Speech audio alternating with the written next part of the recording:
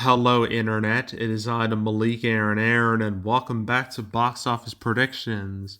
Today, we're going to be talking about Afraid. So, as usual, we're going to be going over the pros and cons. So, let's get to it.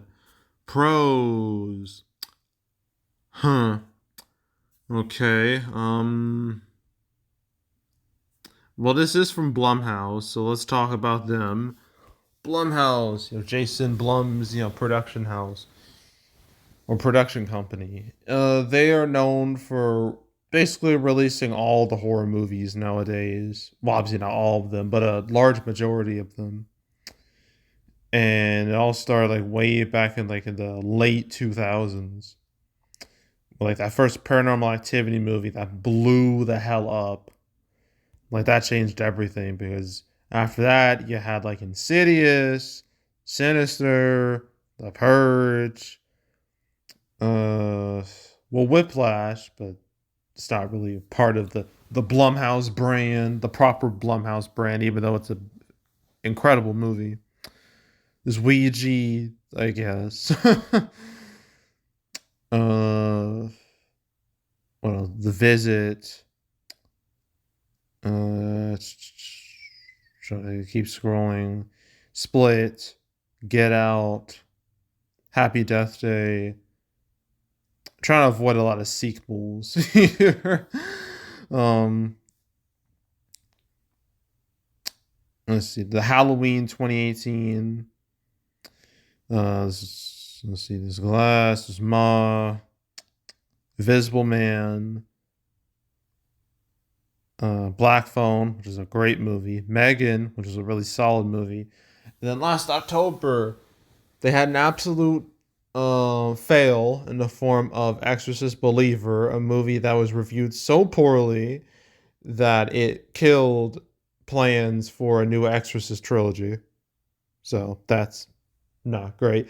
But later that month, they had Five Nights at Freddy's, which defied all expectations, especially mine. I thought that movie was gonna make like open with like 20 million max. It opened with 80, so blew up in my face and made almost 300 million worldwide. It's gonna get a sequel next year. So yeah, Blumhouse, say what you want about the quality of these movies because there's not a whole lot of quality here, but a decent amount of their movies are known for making a nice amount of money. Even the ones that don't do extremely well, they still break even because these movies are hella cheap. Like that's the Blumhouse way. You know, you don't spend a stupid amount of money on these movies. You make them for as little money as possible. That way it'll be easy to profit. It's a smart business strategy. Like you gotta give them to them. It's smart, real smart. So yeah, Blumhouse as a brand, I guess it's a pro in terms of like I guess box office wise, it's a pro. I'm trying to think of some other pros, and I'm kind of struggling, really struggling. I mean, I guess there's like the whole AI component of this thing because obviously look at this thing, AI they highlight it real like clear as day. They highlight the AI aspect of it. We have like this evil robot who initially seems like good, but then uh A I Aya Aya I guess I guess that we're gonna call it Aya, you know, turns on like the family she's supposed to like watch out, watch and typical horror shit ensues. Or I guess that's what the trailer makes it look like. But yeah, the AI, obviously AI has been a big talking point for the last few years. It's really intensified last year because of AI art being like all over the place. Now it's being used in like certain like movies and shows and on the internet, especially the internet. There's been a lot of talk around it. A lot of people like kind of see it as like like the use of AI as like lazy, unethical, disgusting, lots of negative words. And for me, like AI, if you're using it for like personal gain, like say if you enter like an art competition and you just use AI to create art and like win, that's foul. that is vile. That is a slap in the face to art itself. So if you use it for like stuff like that, I have no respect for you. But if you use it for like really dumb shit, like dumb memes, or like really, just like this hilarious, like, images. Like I've seen a lot of really, really funny images like used with AI, because like AI can only do so much when it comes to like art, and it makes some really cursed images that are, I think, it'd be pretty funny from time to time. But only AI for me is acceptable when it's used for shit posting. If it's used for something like serious, then I'm against it. But for shit posting, I'm all for it. So that's my stance on AI. But like the AI aspect, I don't think it's really gonna help or hurt this movie at all. I think it's just kind of there. But let's actually get to the cons. Okay, so cons for this movie. First, I gotta go to the reviews. The reviews are not good. Wow, I know, shocking, right? um, 26% critic score, so not great. Not great at all. Uh, so it's only 23 reviews, so not a whole lot of reviews to go off of, but it's still not good. Oh, I'm looking at these reviews, and one of them says it's a positive review, but it's interesting. It says, if an algorithm recommends the Emoji Movie, White's film argues there's something very, very wrong with the algorithm, and there's no denying that logic. Well, yeah, I don't know anyone who would want to recommend something like the Emoji Movie. That movie is a blight on cinema. That's a so yeah. But let's look at these audience reviews, because like I look at the cinema score for this movie. It's a C plus, which is like average for a horror movie. But I need to look at these reviews. Lots of 5-star review. Why? Wow, I'm shocked. Okay. Well, there's like a few, but I'm seeing some really bad ones here. I'm seeing some half star. You know what? I need to read some of these. Um. Oh, there's a half star. The first half star. Let's read. I want to read this. While the preview played this one up, the Sony and Blumhouse pairing usually works, but not for this one. Not once were we anticipating the scarier, thrilling parts of the movie, as they weren't that. The AI angle was meh, and nothing was ever explained. The old Disney movie Smart House does a better job showcasing a family in a perilous situation with their AI than this movie could ever achieve. Damn, that's rough. Let's see.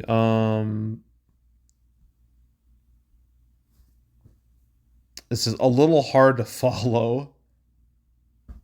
Okay. um, this is I always love John Chow. Yeah, John Chow. Let's talk about him, because why not? I guess I'll label him as a pro because he is recognizable. He's been in a lot of movies.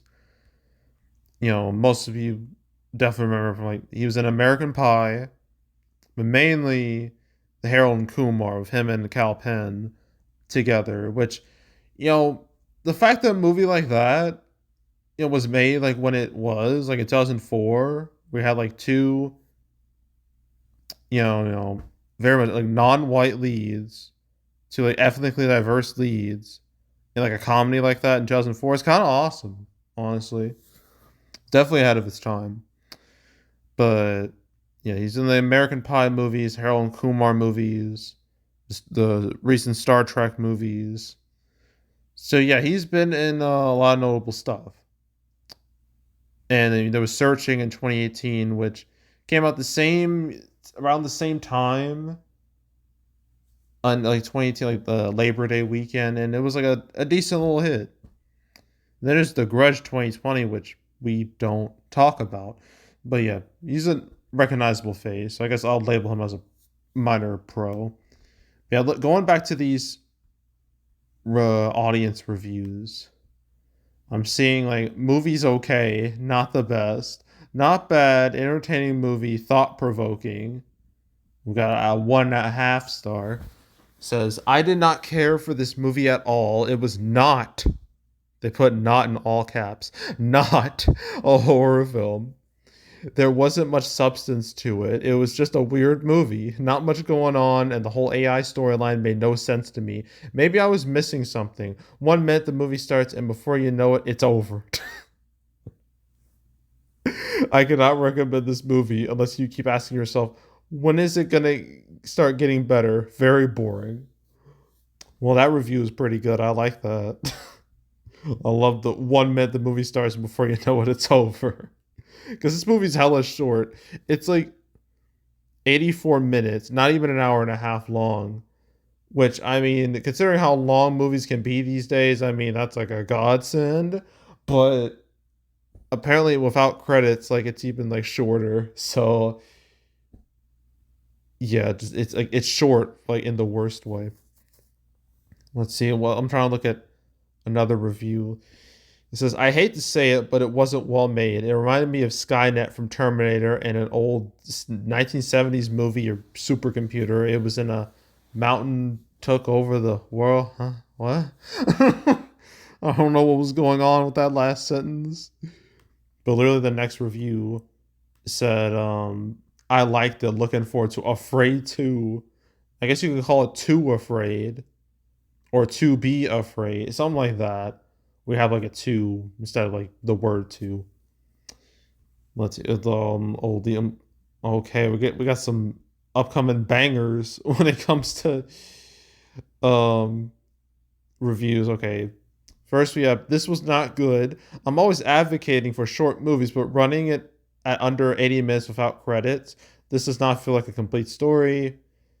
Half star says the best part about this movie was the short runtime, same recycled AI theme and poorly done. And then we got another one that says felt very predictable, short, and not very much happens. An hour and 15 minutes, I realized the movie was almost over and that nothing really interesting happened. Just another AI thriller. They use air quotes that time. Uh, okay, all right. This is the last one I'm gonna read. So 1 star. I'm cracking up at the people who are like haters gonna hate, and then they say they like the movie. Lameo, yeah, we hate bad movies, and this is a very bad movie. I love John Chow. He's a great actor, and this movie is simply nothing. Nothing happens. No big surprise, no big revelation. It's nothing. It'll be out of theaters in a week, streaming in 3 weeks. You do have to wonder, did someone owe Chris Weitz a favor? Is he calling in a chip? How else could this be funded? So, yeah, this doesn't seem like the audience score would be that great. I can't imagine it'd be very high. So, yeah, so critic score, bad. Audience score, or whatever the score would be, it doesn't seem to be very high either. And cinema score is like mediocre for like a horror movie. So all that's like a con. Another con is that obviously there's plenty of other movies coming out this weekend. Well, not coming out, movies that are already out. You have Deadpool and Wolverine, a movie that's been out for over a month now, but will still dominate all these other movies. So you have like that, Alien Romulus, and It Ends With Us. Those three movies are like the top players right now. And everything else just exists. And it doesn't help that moviegoers are just kind of like avoiding the theater until Beetlejuice comes out next week. So that's not good. So yeah, just say a mix of competition and his audience is not caring. So that's a con. Um, any other cons? I guess I can mention Thursday previews, which are really not that good. There's a 400K per theater average. Like, oof, that is low. There have been plenty of original horror movies that had better Thursday previews than that. Like that is just pitiful. So yeah, that's worse than Reagan, which is really saying something. So yeah, low preview numbers. That's a con. Um, I think that's it. Is that it?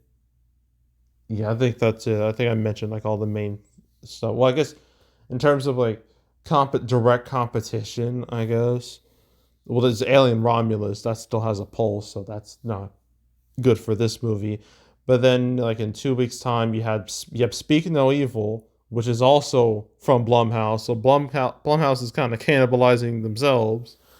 So you got that. So yeah, in terms of competition, direct competition, this movie's screwed. So that's a con. But yeah, opening weekend, it's in like 3,000 theaters. So I don't know. I don't know, man. 4 to 5 million for the 3 day, 5 to 6 for the 4 day. Its final total will be like 10 to 15 million, and then that's it. So that was Afraid. We have four more movies to do. We got City of Dreams, Reagan, Slingshot, and You Gotta Believe. So stay tuned for all those videos. But yeah, so that's it. That's all. Make sure to subscribe, like this video, leave a comment, turn notifications, share the whole drill. You want to check out more videos like this? Got playlists on the homepage. All previous prediction videos I made this year, the past few years. You want to watch any of them? Go right ahead. There's also box office. Like it's the canceled series where I go over all the movies that were supposed to come out but didn't. Uh, okay, I've never talked about this Afraid once, but all the 250 episodes I made, you want to watch them all from beginning to now. I highly encourage you to do that, so go do it. There's also box office recaps where I go over the box office results for any particular month.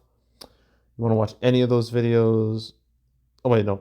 My August recap will be between the 6th and the 13th, so it'll come out like a week and a half. So stay tuned for that. My summer 2024 recap will be at the end of September, late September. It'll be a two-parter, winners and losers, so stay tuned for that as well. But if you want to watch any of the past recap videos I made on the channel, you can go right ahead. And yeah, that's it. That's all. I am out. Goodbye.